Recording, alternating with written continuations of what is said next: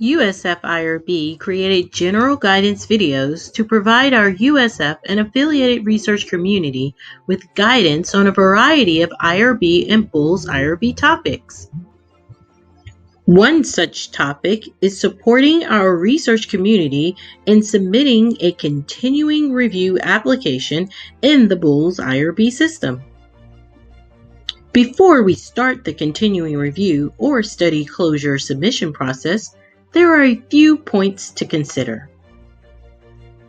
First of all, exempt studies do not require an annual continuing review nor an annual check-in. Once the IRB has made an exempt determination, the study application is closed in BullsIRB. You will be informed of the study determination via your study approval letter. Now, exempt determination does not limit your ability to conduct approved research procedures. Moving on to studies that have received an expedited determination. Please note, not every expedited study requires a continuing review. This decision is noted in the study approval letter. With the 2018 Common Rule changes, studies will either require a continuing review or annual check-in.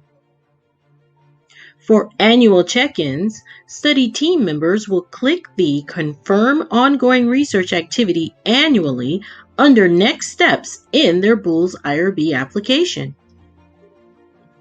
The study team will then simply respond to two study-related questions.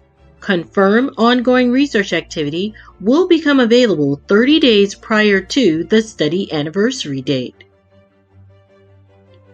Now, studies reviewed by a fully convened IRB require an annual continuing review, unless otherwise noted. Study teams should review your study approval letter for study-specific determinations and guidance. Per USF Human Research Protection Program policy, within 45 days of study expiration, study teams are required to submit their continuing review or study closure applications in BullsIRB. As a courtesy, study teams are sent continuing review email reminders 60, 45, and 30 days prior to the study anniversary date. However, it is ultimately the study team's responsibility to submit their continuing review application well ahead of the study expiration date. Now that we've done some house cleaning, let's submit our continuing review BullsIRB application. Let's get started.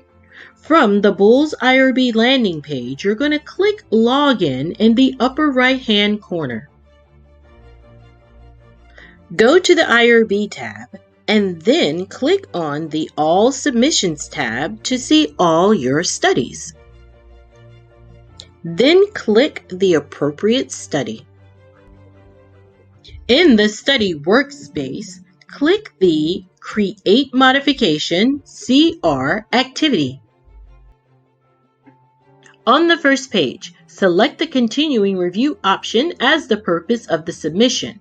Ensure your selection is correct prior to continuing the application, because the selection on this page cannot be changed once you click Continue or Save. Now, if you would like to make a modification to your study at the same time of your continuing review, you will select the Modification and Continuing Review option. Again, ensure your selection is correct prior to continuing the application. Item 1 is asking you to indicate the total number of subjects enrolled at the investigator site since the study began. Item 2 is asking you to indicate the total number of subjects enrolled at the investigator site since the last IRB review. Item 3 is asking you to indicate the total subject enrollment study-wide. If your study is a multi-site study, indicate the total number of subjects enrolled at all sites. Item 4. This is asking you to indicate the research milestones that are currently applicable to the study. At least one milestone must be selected. Please note, if you select the first 4 milestones, this will initiate a study closure. If multiple milestones are selected, the selection should not be contradictory. Item 5 is asking if the investigator or study team members have a financial interest related to the research that was not described or disclosed in the initial study application or previous study reviews or modifications. You will select yes or no. Item 6 is asking you to check any statements that are true since the last IRB review for all local research locations involved in the study. If a statement in 6 is not checked, the study team should upload applicable documentation in Item 7 addressing why the statement was not selected.